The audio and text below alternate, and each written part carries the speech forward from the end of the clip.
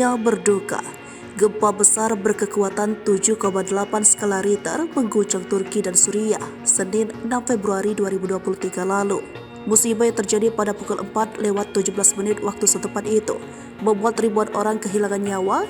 Mereka tak sempat melarikan diri karena sebagian besar masih tidur.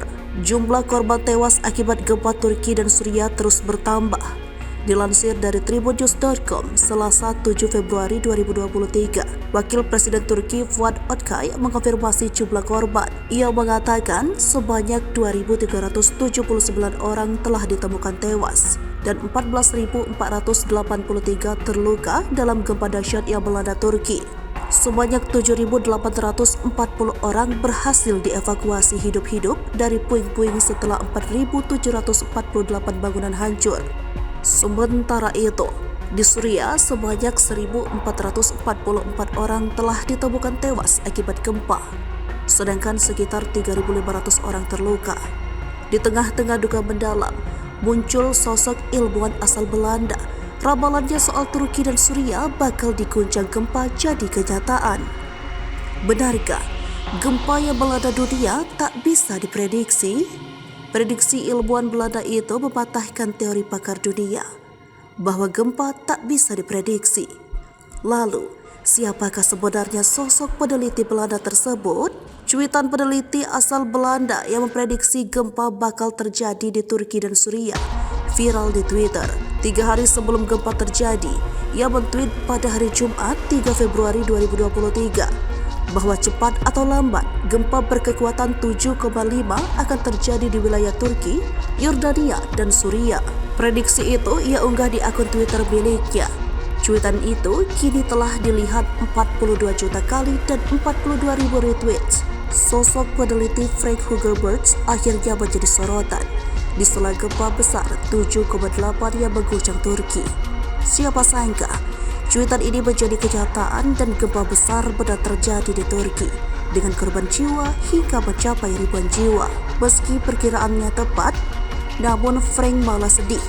Dia sedih dengan banyaknya korban jiwa dan kerusakan hebat yang terjadi akibat guncangan gempa besar tersebut. Saat Turki dan Suriah diguncang gempa magnitudo 7,8 pada Senin pagi, Hugelberts mengucapkan bela sungkawa lewat Twitternya.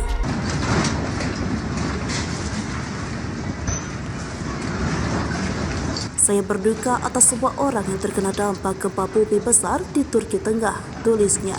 Seperti yang saya nyatakan sebelumnya, cepat atau lambat ini akan terjadi di wilayah ini, mirip dengan tahun 115 dan 526.